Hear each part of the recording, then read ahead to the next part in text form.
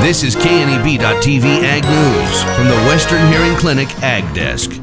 Western Hearing Clinic, the Panhandle's choice for better hearing, helping you hear what matters most. The Nebraska Farmers Union has been part of the Nebraskan agricultural landscape since 1913.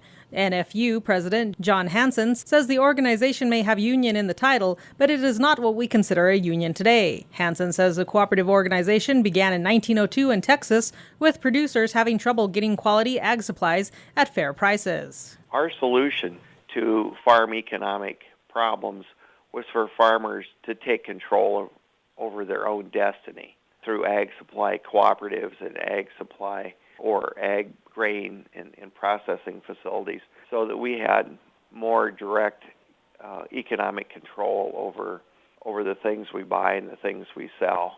In Nebraska, its mission was, and still is today, a service organization for agriculturists. Hansen explains the conditions which created the NFU in Nebraska. The amount of marketplace concentration that really spawned the development of the cooperative movement, was at the turn of the last century. And from a policy standpoint, this series of really destructive booms and busts.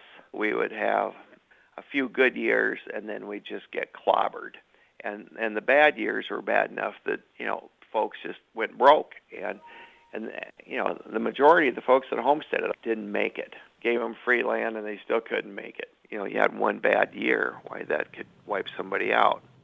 Hansen says over time, the Nebraska Farmers Union has changed to meet the needs of the ag producer. The organization is recognized as having helped develop ethanol and wind farms, which put economic infusions in rural Nebraska. Hansen explains more on the organization's mission. Farmers Union has in our Farmers Union triangle that explains who we are and what we do.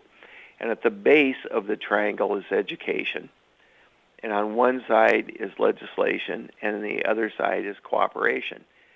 And if you think about it, everything begins with education.